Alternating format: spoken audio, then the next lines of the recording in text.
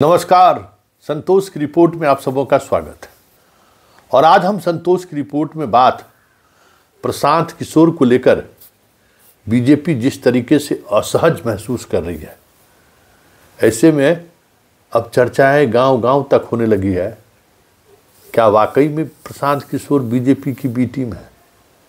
जी हाँ, जिस तरीके से नीरज लगातार प्रशांत किशोर पर हमला बोल रहे हैं और उस हमले के जवाब में प्रशांत किशोर जिस तरीके से चुप्पी साधे हुए हैं, ऐसे में बीजेपी की चुप्पी भी जदयू कार्यकर्ता और जदयू के समर्थकों को थोड़ा असहज तो जरूर कर दिया है। आज एक जदयू के बड़े कार्यकर्ताओं नेता कहिए उससे संयोग से वो मिलने आए थे, बातचीत हुई, तो उस बातचीत से मुझे यही महसूस हुआ कि अब ये गांव-गांव में चर्चा होना शुरू हो गया है कि प्रशांत किशोर को बीजेपी ही फंडिंग कर रही है। क्योंकि उन्होंने हमें यही बताया कि सर जानते हैं, देखे हैं नीरज जी जितना सवाल कर रहे हैं, बीजेपी का एक भी प्रवक्ता कोई जवाब दे रहा है। 4 जगह एनडीए का भी प्रेस कॉन्फ्रेंस हुआ है पिछले 3 दिन में।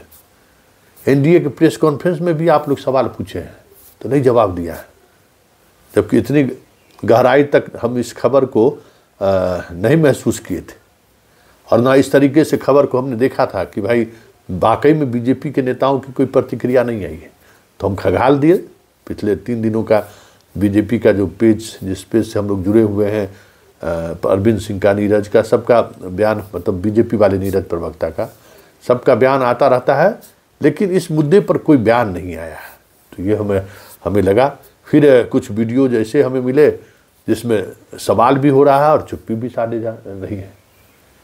तो ऐसे में अगर गांव में सवाल खड़े हो रहे हैं तो इसका मतलब कुछ बात तो है, क्योंकि बिहार के गांव में राजनीति जितनी शिद्दत से होती है आप सोच नहीं सकते हैं। हमसे आपसे ज़्यादा ऑब्जेक्टिव तरीके से लोग चीज़ों को देखते हैं।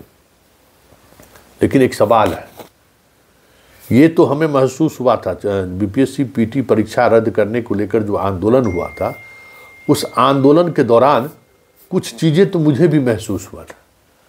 कुछ चीज़ें ऐसा लग रहा था कि कोई ताकत है जो प्रशांत किशोर के साथ खड़ा है। कोर्ट में जमानत लेने के बाद जिस तरीके से पुलिस पूरा मौका दिया प्रशांत किशोर को अपनी बात रखने का, जबकि वो जमानत पर छूट चुके थे, और जिस अंदाज में उन्होंने अपनी बातों को रखा, अपने आप में बहुत बड़ी बात थी। बिना प्रशासन के सहयोग का ये संभव भी नहीं था। फिर गांधी मैदान में जिस तरीके से प्रोटेस्ट का कार्यक्रम उनका चला, उस प्रोटेस्ट के कार्यक्रम के दौरान भी डीएम और एसपी के बीच असहमति साफ दिख रहा था। कुछ न कुछ चीज़ें हैं जो किसी न किसी राजनीतिक उद्देश्य से हो रहा है। उस वक्त थोड़ा मुझे लगा था कि प्रशांत किशोर को लेकर बीजेपी की तरफ से तो नहीं कुछ सहयोग मिल रहा है, प्रशासन बीजेपी के इशारों पर तो नहीं काम कर रही है। लेकिन बात आई गई। लेकिन जब से नीरज ने सवाल किया है उसके इकोनॉमिक ऑफेंस को लेकर, उसके इकोनॉमिक्स गतिविधियों को लेकर, तब से ये देखा जा रहा है कि बीजेपी चुप्पी साधे हुए है। और अब खबर ये है कि बीजेपी चुनाव तक प्रशांत किशोर बने रहे या प्रशांत किशोर पूरी मजबूती के साथ एक थर्ड फ्रंट के रूप में बिहार में चुनाव में डटे रहे, और वो भी इस तरीके के आरोप से बचते बचाते हुए, क्योंकि ये आरोप अगर बिहार में लगा तो फिर बहुत मुश्किल होगा, क्योंकि यादव और मुसलमानों का वोट तोड़ने की रणनीति का एक बड़ा हिस्सा प्रशांत किशोर के हवाले है। लेकिन ये बातें अगर एक्सपोज हो गई तो फिर बहुत मुश्किल होगा। तो कहा जा रहा है कि अब इस मुद्दा को लेकर नीरज को अलग थलग करने की कोशिश शुरू हो गई है, और वो कोशिश मुख्यमंत्री आवास तक पहुंच गई है। इसकी एक धमक मुझे भी पता चला है। और ये कोशिश करने वाले लोग अधिकांश जदयू के ही लोग हैं जो मोदी और शाह के सिपह सलार हो गए हैं। नीतीश के तो सिपह सलार हैं ही, लेकिन अब नीतीश से ज़्यादा कहीं इन लोगों के प्रति जो है सो वो जिम्मेवार हो गए हैं। और वो लोग भी चाहते हैं कि प्रशांत किशोर को लेकर ज़्यादा एग्रेशन पार्टी के अंदर ना दिखे। तो इसलिए नीरज के बयान को लेकर नीतीश कुमार को अब गलत तरीके से फिट देने की कोशिश शुरू हुई है कि नीरज कुछ कुछ ऐसा बयान दे देते हैं जिससे गठबंधन असहज महसूस करने लगता है। बात प्रशांत किशोर की नहीं होगी, बाकी बात जैसे भी हो नीतीश कुमार तक पहुंचाया जाए। तो इस खेल में बीजेपी भी शामिल है और जदयू के अंदर जो बीजेपी के लिए काम करने वाले लोग हैं वो भी शामिल है। लेकिन देखना दिलचस्प होगा कि उस कवायद का असर क्या पड़ता है, क्योंकि नीरज का रिश्ता पारिवारिक रिश्ता है मुख्यमंत्री से, माँ पिताजी से उनके रिश्ते रहे हैं। और जिस भी स्थिति में है नीतीश, नीरज को लेकर हमें नहीं लगता है कि बहुत कुछ रिजल्ट, मतलब बहुत कुछ विपरीत कुछ नियम सीएम सोच ले, थोड़ा मुश्किल है। लेकिन अभी जिस हालात में है सीएम, कुछ भी हो सकता है। जो चर्चाएं होती हैं अगर वो सच है तो फिर तो कोई बात ही नहीं है। लेकिन एक बात तो है कि नीरज जिस अंदाज में चीज़ों को उठाना शुरू किए हैं और जिस स्तर पर ये बात अपनी रख रहे हैं, गांव गांव तो संदेश जाना शुरू हो गया है। क्योंकि देखिए, भ्रष्टाचार एक अहम मुद्दा है।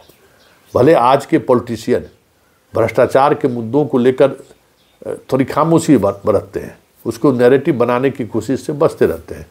चाहे मोदी हो, चाहे योगी हो, कोई भी हो, कोशिश होती है कि सिर्फ चर्चा हो जाए। दिल्ली चुनाव में भी तो चर्चा हुई तो उसका नुकसान केजरीवाल को उठाना पड़ा, लेकिन चर्चा तक सीमित रहे। अब ऐसे में हमें ये देखना दिलचस्प होगा कि प्रशांत किशोर के मामले पर अगर जदयू और एग्रेसिव होती है, खास करके नीरज और एग्रेसिव होते हैं, तो जदयू के बाकी जो बीजेपी के सिपह सालार हैं वो क्या करते हैं, क्योंकि सहमत का खेल शुरू हो चुका है और दोनों तरफ से बिसाते बिछाई जा रही है। देखिए, नीरज का अपना एक अलग स्टाइल है, अपना एक अलग अंदाज। वो चीज़ों को बहुत ही गंभीरता से उठाते हैं और कभी कभी चीज़ों को बिना किसी आधार के भी बोल जाते हैं। लेकिन इस मुद्दों पर को इन्होंने गंभीरता से उठाया है और बहुत सारी ऐसी बातें हैं जो कहीं न कहीं मुश्किलें खड़ी कर सकती है प्रशांत किशोर को। जबकि बीजेपी चाहती है कि वो तीसरे फ्रंट के रूप में वो चुनाव लड़े और जहां जो साधना चाहती है चिराग मॉडल 2 के सहारे, वो भी उनके रणनीति का हिस्सा है। ऐसे में ये देखना दिलचस्प होगा कि नीरज को बीजेपी और जदयू के अंदर के जो विभाजन है वो अब प्रशांत किशोर को लेकर उनके आने वाले प्रेस कॉन्फ्रेंस को किस तरीके से रोकते हैं या फिर उनके प्रेस कॉन्फ्रेंस को कैसे निष्प्रभावी बनाए, इसके लिए क्या करते हैं, ये देखने वाली बात होगी। वहीं दूसरी ओर नीरज जिस अंदाज में अपनी बात रखते हैं और जिस तरीके से रखते हैं, ऐसे में अगर बात आगे बढ़ी तो फिर बीजेपी के लिए कितना मुश्किल होगा प्रशांत किशोर को कवर देना, ये भी देखने वाली बात होगी। इसलिए बिहार में कह सकते हैं कि 2025 के विधानसभा चुनाव से पहले बहुत तरह की चीज़ें देखने को अब मिलेगी। और ऐसे में लालू से ऐसी नहीं कर दिए कि हम लोग जब तक हैं, बिहार में बीजेपी का सवाल ही नहीं है।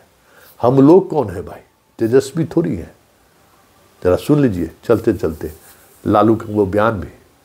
मतलब बिहार का जो सियासी समर है ना, बहुत आसान नहीं है। इसलिए जब मोदी एक्सट्रीम पर भी थे तब भी बिहार ही एक ऐसा प्रदेश है, अब तो थोड़ा अवसान की तरफ है, जहां बीजेपी की दाल अभी तक नहीं गली है। खैर देखिए आगे आगे होता है क्या, लेकिन इतना तय है नीरज ने खलबली तो मचा दी है और प्रशांत किशोर पर हमला बोलकर टीम शाह को तो असहज कर दिया है।